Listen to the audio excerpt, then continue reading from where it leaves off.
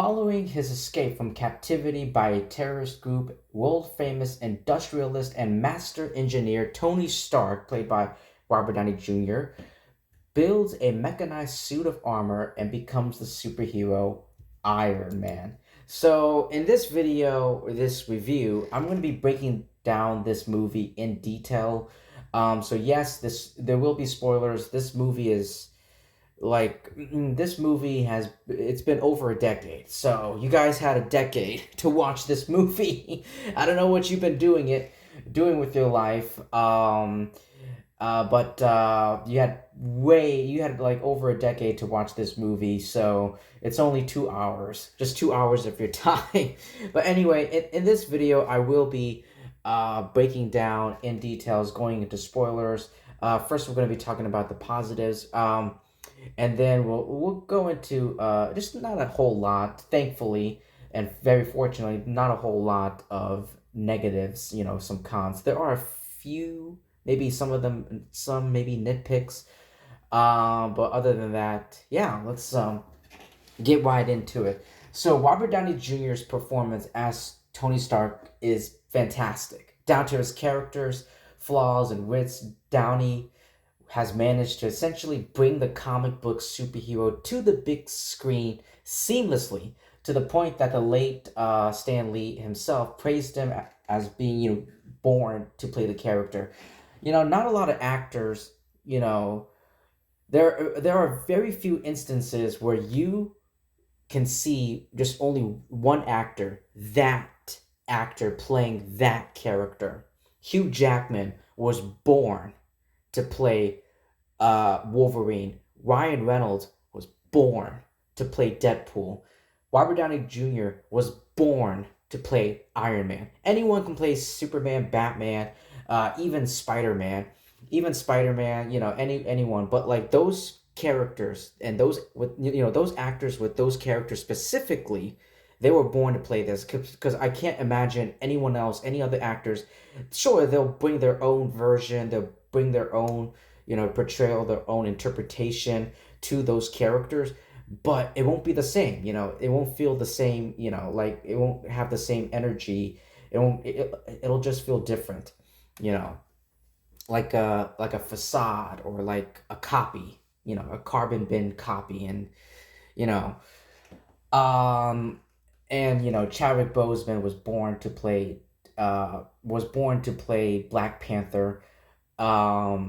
And it's very unfortunate with what happened. I'm still sad to this day. I'm still sad that Chadwick is gone with us. But yeah, he was born to play Black Panther. I know he did a audition for Drax, but yeah, he was born to play Black Panther, T'Challa. But anyway, moving on. There are some memorable cast of characters. To get on point, Tony Stark is a wealthy, womanizing, snarking, but selfish billionaire and philanthropist who becomes a selfless, dedicated hero throughout the film, upon escaping from activity and using scraps of metals to build himself a suit of armor using his technological expertise and his skills.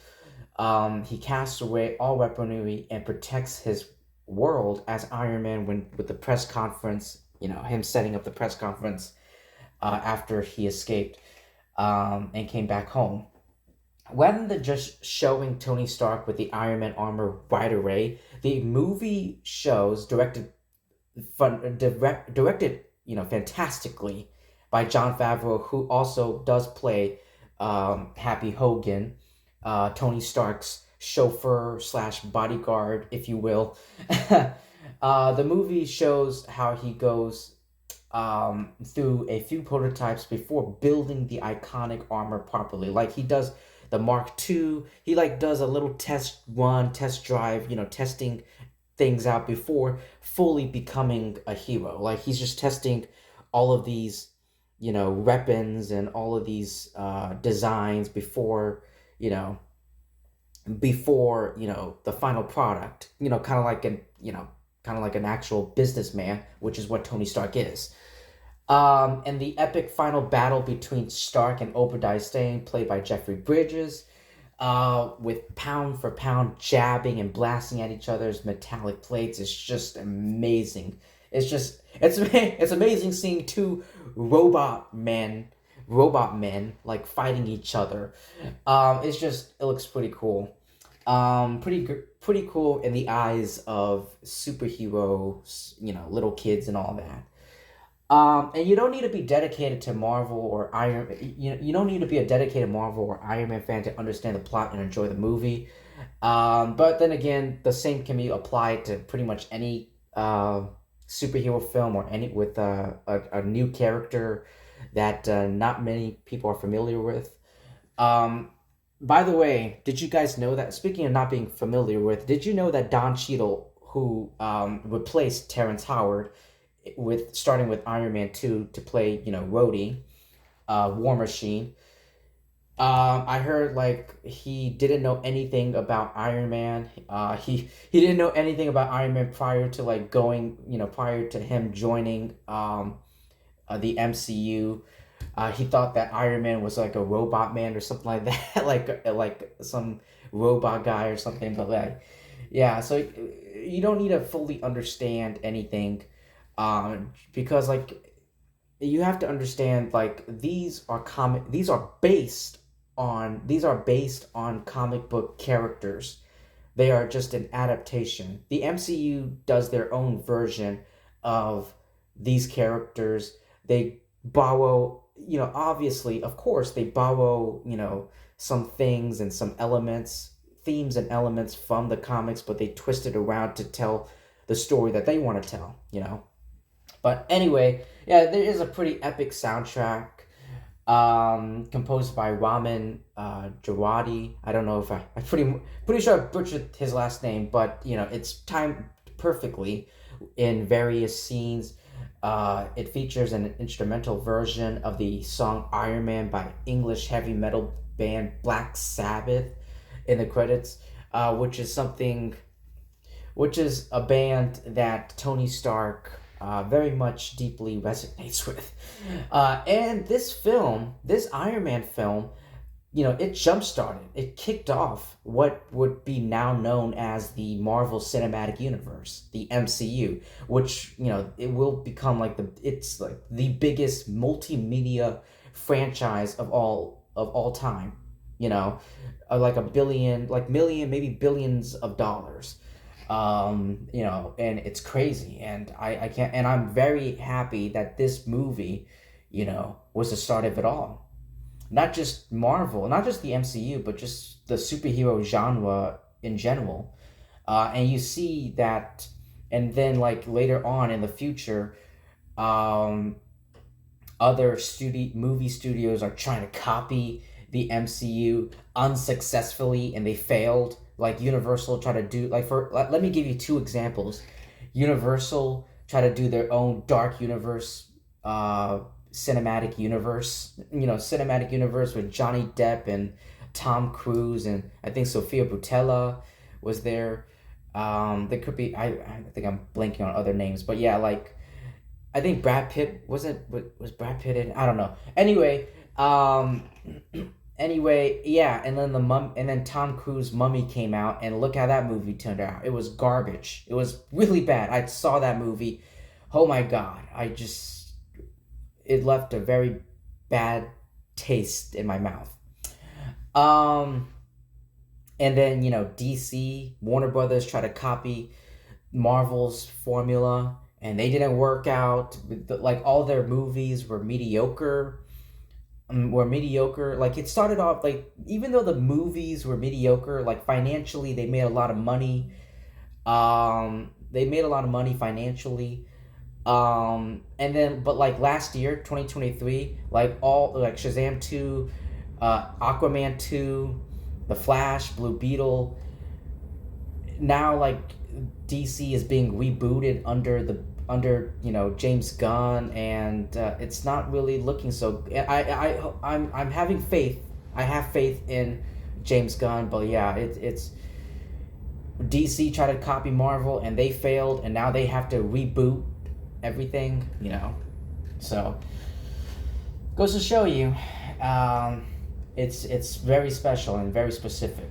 The film also helped revitalize Iron Man as a superhero. Like before this movie came out, ladies and gentlemen, Iron Man was a B list. He was a B list character and very obscure.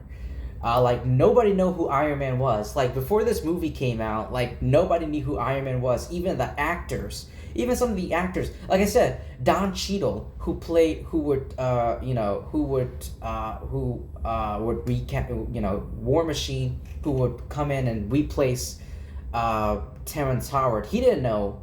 Don Cheadle, War Machine, Rhodey himself, didn't know who Iron Man was. This actor didn't know who Iron Man was prior to him joining the MCU, and I'm pretty sure. I think he saw.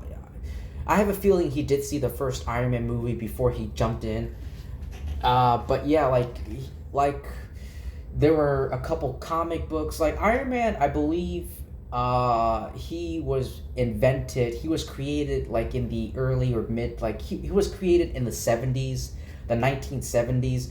He appeared in like video games and cartoons, but other than that, that's pretty much it. And maybe some, a few animated movies, but other than that, no one knew who Iron Man was, unless you're like one of those comic book nerds who read like every Iron Man comic books, who played the Marvel video games, who watched like the cartoons. I remember there was an Iron Man cartoons, like I think in the 80s or the 90s.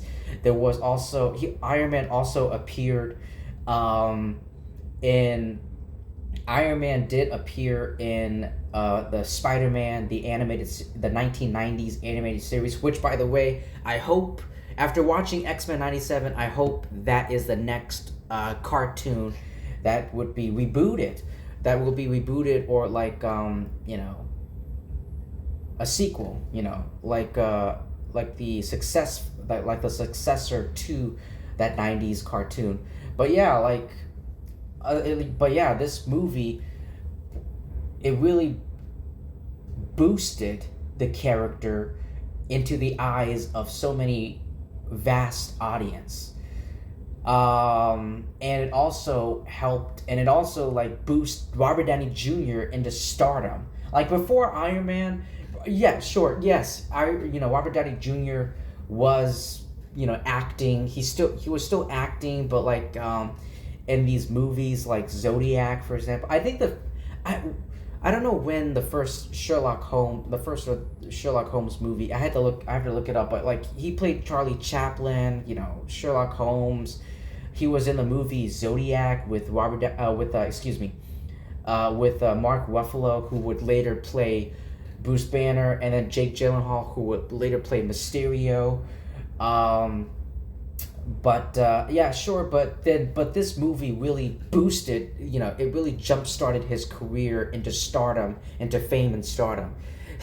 Like no one will know who you are until you're in the MCU. When you're in the MCU, everyone's gonna know your name.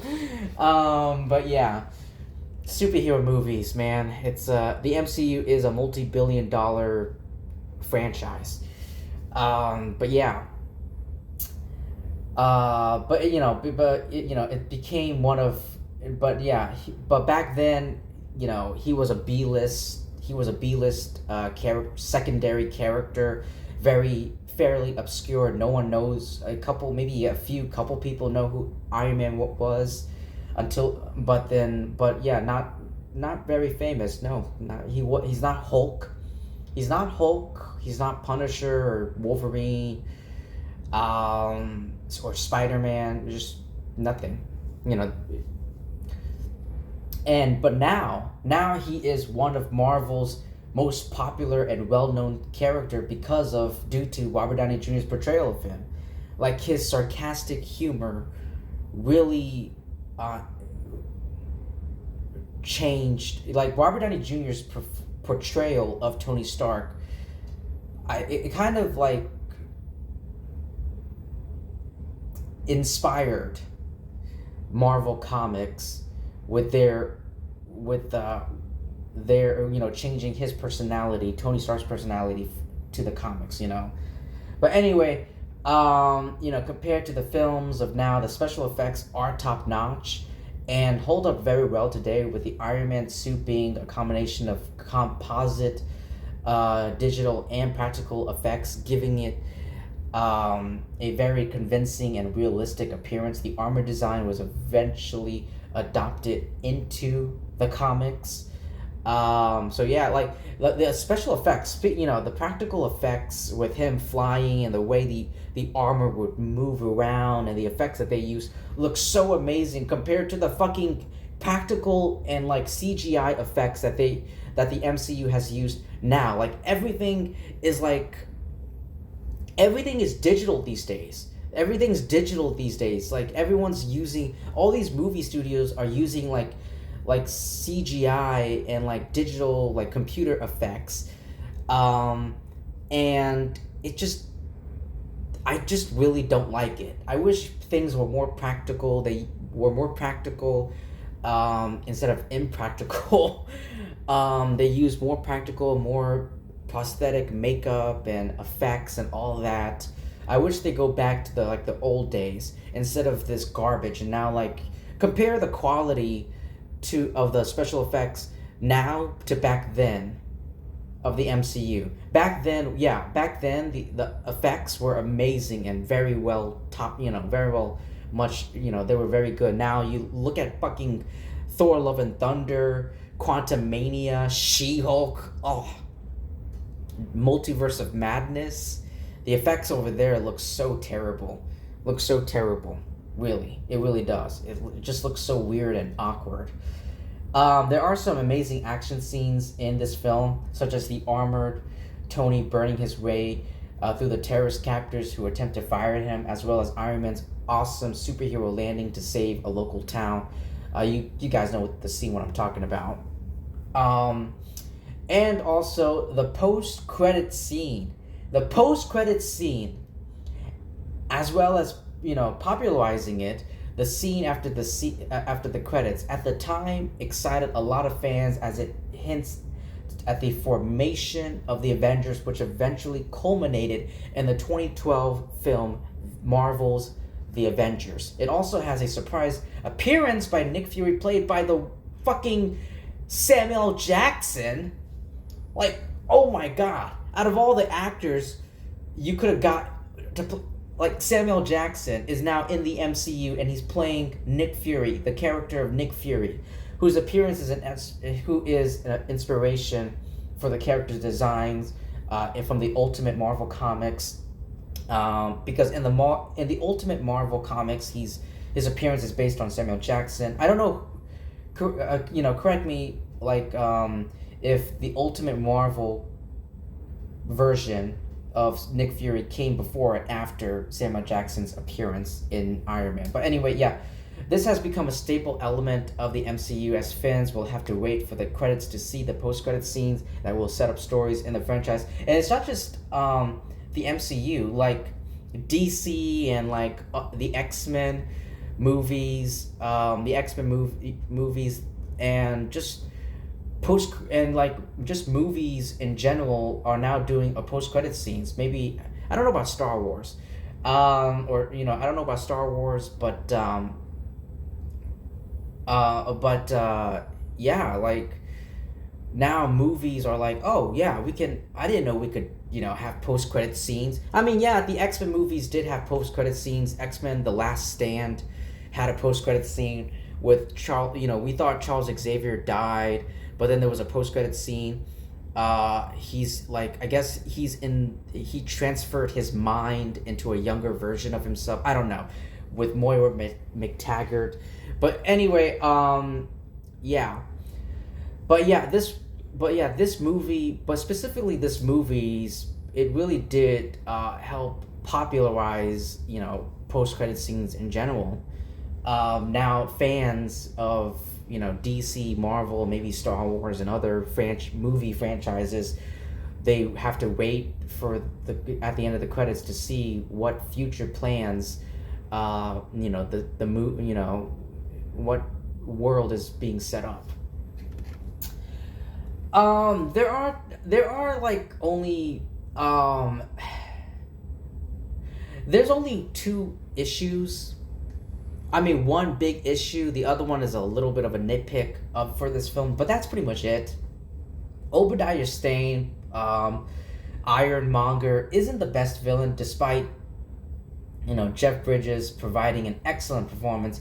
He just ends up getting a suit of armor randomly off screen. Like Tony Stark was able to Tony Stark, like he didn't kind of like kind of like Bruce Wayne's Batman. Like before Bruce Wayne became Batman, Bruce Wayne had to do some training before he became Batman. The same thing with Tony Stark, like in his laboratory, like in his car garage, like he was doing a little flight testing. He was doing a little, arc reactor repulsor technology. Like he was testing everything out before he flew into the world as Iron Man, and before he exposed himself as Iron Man.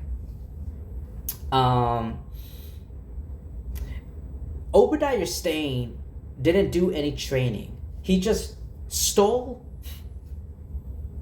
He stole Tony Stark's arc reactor, put it into the Ironmonger armor, and just he had no training, no experience. I mean, sure, maybe he had no training, no expertise.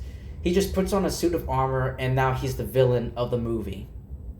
He has no training, unlike Tony Stark, Robert Downey Jr., who did some training. He just puts on a suit of armor and now he's magically the bad guy. Obadiah Stane, Jeff Bridges, is now the villain of the movie. the Big Lebowski.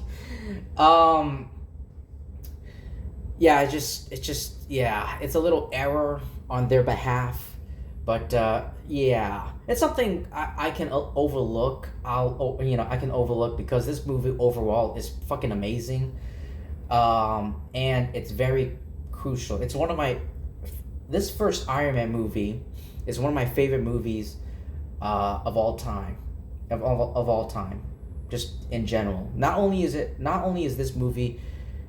Iron Man one of my favorite movies of all, one of my favorite Marvel or superhero movies of all time. It's just one of my favorite movies in general of all time. Period. It's that great. It really improved and set off the superhero genre and the movie franchise. The next issue I have with this film is a nitpick. Although the final battle is epic, it is rather unnecessary and felt like the only reason it was there was because every superhero movie needs to have one big final battle between the hero and the villain in the end. But other than that, it feels really unnecessary. Like, you don't necessarily need this in this movie. Like, you don't need it. You just want it, I guess they just want it. They just have to have it there because, you have to have, like, in a superhero movie, you have to have, like, an epic final scene between the hero and the villain, or the group of heroes and a group of villains. Like, you have to have one final scene before the movie concludes, but okay, whatever. I am Iron Man. 4 words that pretty much cemented Robert Downey Jr.'s portrayal as Iron Man going forward. So yeah, anyway, that's all I have to say for Iron Man. Like I said, it is not it's not just one of my favorite Marvel or one of my favorite superhero movies of all time, sure, but it's just one of my favorite movies in general, like, of all time. It's right up there with The Dark Knight and Logan. It's that great. It's that great. It really is. And also Captain America, the Winter Soldier. But yeah, it's great. It's fucking great. And yeah, I guess that's pretty much it. That's all I have to say. Thank you so much, everyone, for taking the time to listening to my thoughts, my opinion for this film. Let me know what you thought about it in the comments below. Thank you so much. Please like, comment, subscribe, especially subscribe, because when you subscribe, you would be helping my channel by tons, by a bunch, and I would really appreciate it. I would really mean it. It would mean a lot. Excuse me. If you guys did that, thank you so much, and I'll see you in my next video.